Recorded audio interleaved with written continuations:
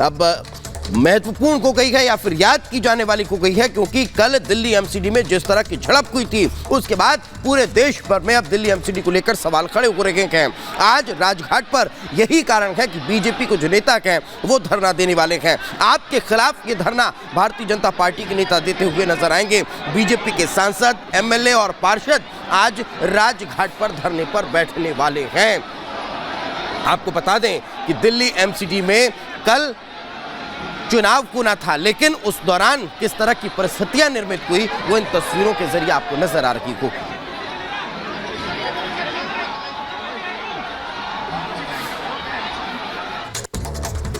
था मेयर पद का चुनाव, लेकिन मेयर को लेकर महासंग्राम की जो तस्वीरें निकलकर सामने आई वो अपने आप में कई सवाल खड़े करती हैं कि ये माननीय हैं जिन्हें कुछ दिन पहले दिल्ली की जनता ने चुना है। इन तस्वीरों को देखिए कि किस तरह से आम आदमी पार्टी के अब जो पार्षद हैं और भारतीय जनता पार्टी के जो पार्षद हैं वो आपस में धक्का मुक्की करते हुए नजर आ रहे हैं। हाथापाई उनके बीच होती हुई दिखाई दे रही है। ये रेड सर्कल में आपको साफ तौर पर नजर आ रहा होगा कि किस तरह से यहाँ पर जो पार्षद हैं वो आपस में ही गुत्था होते हुए नजर आ रहे हैं। यही कारण है कि अब इसको लेकर आज भारतीय जनता पार्टी के जो नेता हैं वो राजघाट पर धरना देने वाले हैं। देखिए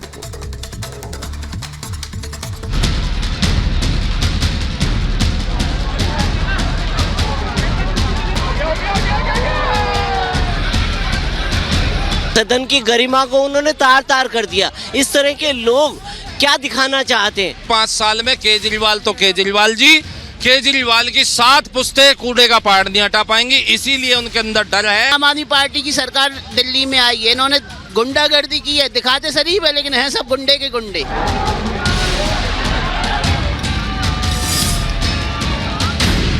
एमसीडी को नहीं मिला नया बॉस।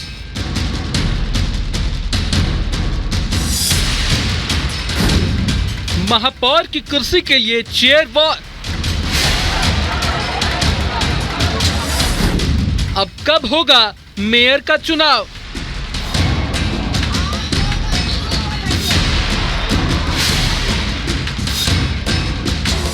दिल्ली में एमसीडी के बॉस का चुनाव होना था, लेकिन यहां तो कुर्सी के लिए चेयर वॉर हो गया। जिन कंधों पर लोकतंत्र को चलाने की जिम्मेदारी होती है वे ही कभी गुंडागर्दी पर उतर आएंगे, ये किसी ने कभी सोचा नहीं था। सिविक सेंटर में एमसीडी के मेयर, डिप्टी मेयर और स्टैंडिंग कमेटी के मेंबर्स के चुनाव के दौरान पीटा सीन हो गया। चुनाव से पहले हाथापाई भी हुई और मुक्का लात भी चले। तस्वीरें देखिए, ये तस्वीरें आपको किसी कुश्ती के मैदान से कम नहीं लग रही होंगी। एमसीडी का मेयर किस पार्टी से होगा ये तय करना मुश्किल हो गया। केजरीवाल के पार्षद बीजेपी के सदस्यों पर टूट पड़े। पलटकर जवाब देने में बीजेपी के सदस्यों ने भी कोई कसर नहीं छोड़ी। दोनों पक्षों के बीच धक्का मुक्की और हाथापाई होने लगी। जिसके हाथ जो लगा वो उठाया और दूसरे पार्षद पर मारा।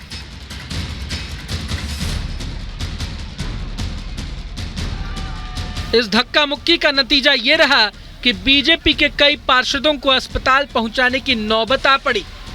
बीजेपी के नेताओं ने आम आदमी पार्टी के पार्षदों पर चाकू और ब्लेड सदन में ले जाने का भी आरोप लगाया।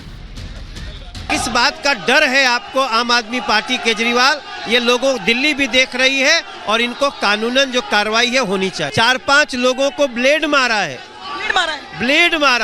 मेयर की कुर्सी पे चढ़ के हंगामा कर रहे हैं। मतलब वही चीज देख लीजिए जो राज्यसभा में किया था इनके सांसद ने, वही ये सदन में करवा रहे हैं पार्षदों से। स्थिति सबके सामने है। ये लोग दिल्ली के दुश्मन हैं आम आदमी पार्टी के। तो वहीं आम आदमी पार्टी के नेताओं ने बीजेपी पर परंपरा बदलने का आरोप लगाया। जो चुन के आए हुए हैं, जिनको जनता ने चुन के भेजा है, उनकी शपथ पहले कराइए आप। जो हमेशा से परंपरा रही है, इसका मकसद क्या है मालूम है आपको?